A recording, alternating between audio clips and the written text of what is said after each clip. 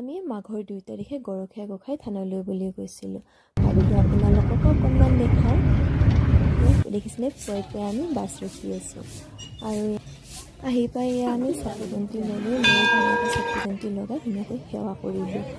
এয়া গাছত বন্ধা নিয়ম আছে। আমি গাছত গামোচা বান্ধিলোঁ। আচলতে এয়া বটগছতে বান্ধিব লাগিছিল, আমি নেজানিলোঁ, সেইবাবে ইয়াতে বান্ধিলোঁ।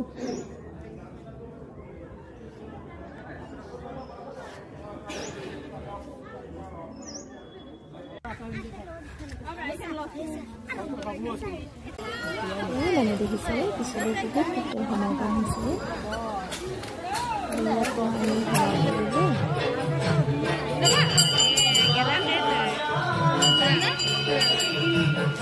এয়া ভকতসকলে নাম প্ৰসংগ কৰিছিলে।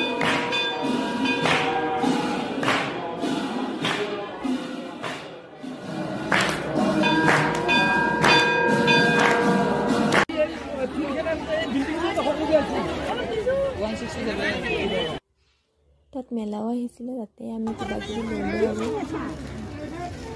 ইয়াতে খালোঁ, চানা খালোঁ আৰু নাম